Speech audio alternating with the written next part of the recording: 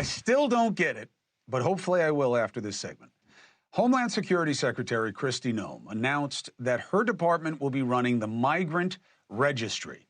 Anyone 14 years of age or older must create an online account and must submit their fingerprints and home address to the government. Migrants who fail to register could face fines and imprisonment. But why are they doing this? DHS says that this is going to compel illegal immigrants to leave the country voluntarily. Why? Will this registry have the effect that the administration wants it to? Let's ask retired ICE and Homeland Security Supervisory Special Agent Victor Avila and immigration activist Carlos Eduardo Espina. Good to have you both. Victor, it's good to see you again, my friend. Thank you for being here. Here's what I don't get. I understand you're here illegally. I get it. Law and order, I get it. I don't believe all people who illegally enter are the same, but I don't get the registry. Help me understand. Why would you do this if you're here illegally? And who cares if you're subject to arrest if you don't do it? You're already subject to arrest.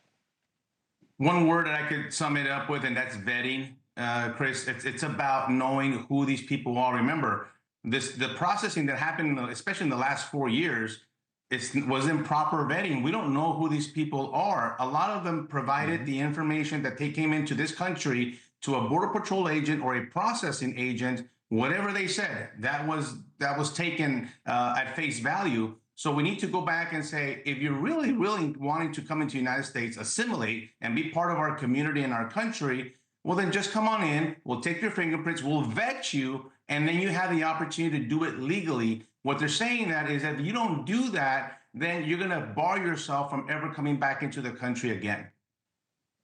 But are they saying that if you register, you are on a path to citizenship? No. They're just saying if you don't register, they're going to toss you out.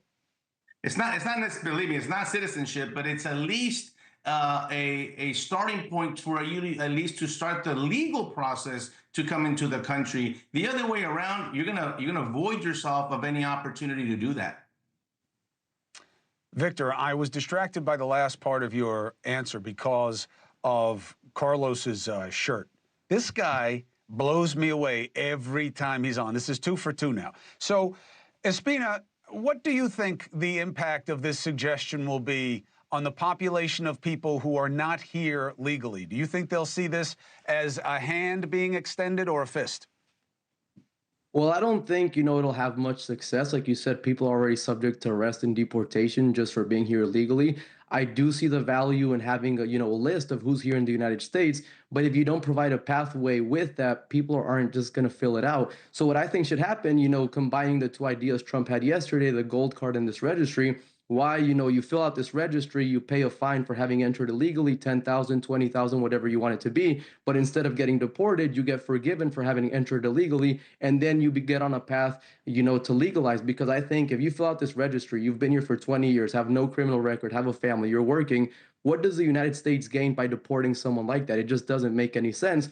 And if you're able to legalize the people who are good immigrants, you can focus on those who are committing crimes and who should be deported. But I think this blanket, everyone, 11 million register here, and then we're going to go after you. It just, I don't see the point in it.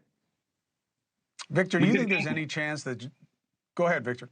No, I was going to say we could definitely gain a lot of information. We get to gain and weed out, just because you don't have any criminal history, just because you're here illegally and you've never been stopped for or convicted of DUI or theft or whatever, doesn't mean that there's something else in your background. We need to find out. We need to vet you. There's a lot of illegal aliens that have never committed additional crime that are committing a fraud crime because they're using somebody else's social security number. They're using somebody else's tax ID number to be able to work. Believe me, I worked these cases in my career. You just can't blanket it everybody. I agree with that. You can't put them all in the same category. So because you can't do that, you have to do an individual vetting per person, which will weed out the ones that we don't want in this country. I tend to agree a little bit with you that there has to be a program here now. I don't believe it'll be citizenship, but maybe there's a visa. There's a work permit, a legal one for you to then remain here. Yeah. Maybe you have to step out of the country initially, but then you're let back in and then you start the process correctly. Hey, thanks for watching. Go to joinnn.com to find NewsNation on your screen. And don't forget, click the red subscribe button below to get more of NewsNation's fact-driven, unbiased coverage.